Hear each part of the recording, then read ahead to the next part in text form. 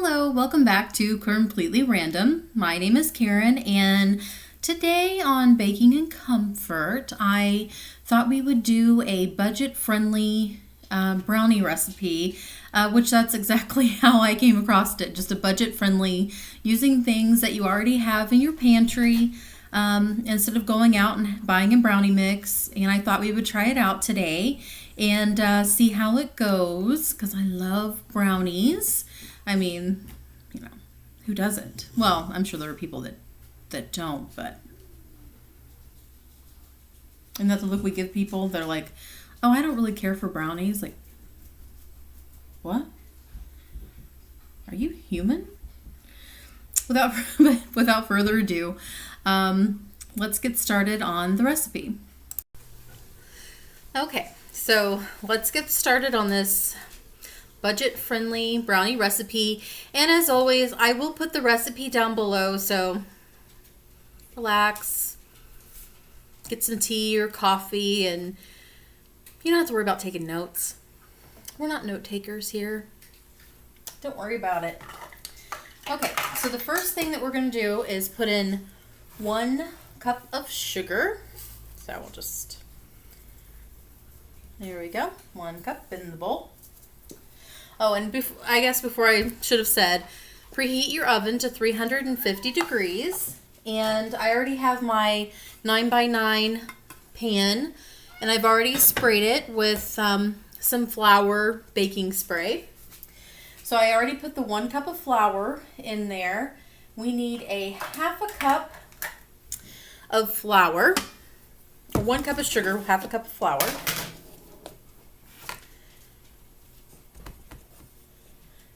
In that goes.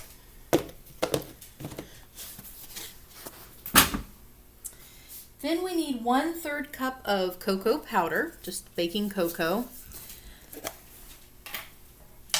I get most of my, just my baking supplies from a local, well, I'm sure it's across the U.S. I just don't know what regions or areas, but I get a lot of my groceries just from Aldi. It's so much cheaper, especially around like the holidays, if you're going to do a lot of baking, or Super Bowl or 4th of July, whatever holiday it is or whatever event.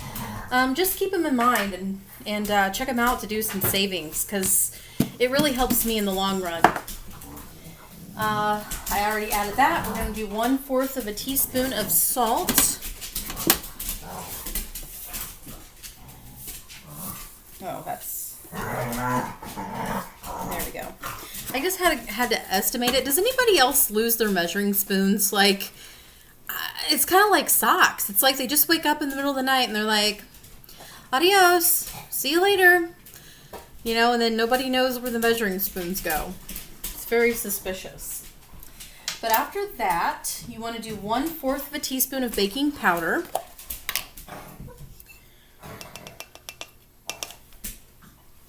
Put that in there. And I'm going to add 2 large eggs. Hopefully you guys are having nice weather where you are. Here, it's raining.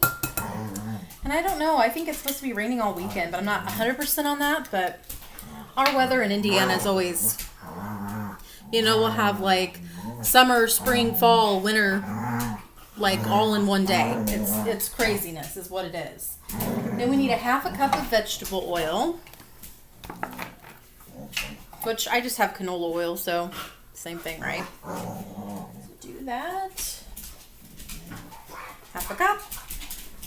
Perfecto. Then we will do 1 teaspoon of vanilla. I just have a 1/2, so I'm doing 2 of those. Now, we will mix that together. I had to put you on pause because I'm sure you heard them. I had 2 of my dogs in here, and their favorite thing to do when I'm in the kitchen, if I'm doing dishes, if I'm cooking, if I'm baking, it doesn't matter. They have to be under my feet. I don't know. Isn't that... And of course I have some that are always under my feet, but those 2 especially, They just have to wrestle wherever I may be, which is fine. So I got that all mixed up, just in a bowl with a spoon. Easy peasy. We shall pour it in here.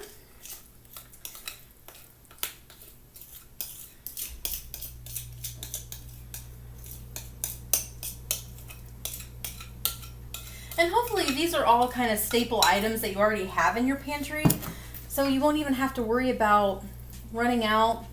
This is like when it's late or you're lazy and you don't want to go out but you want something sweet. This is like a great recipe because it's lickety split and it tastes great, and you can just, you know, do it hopefully with things that you already have in your pantry.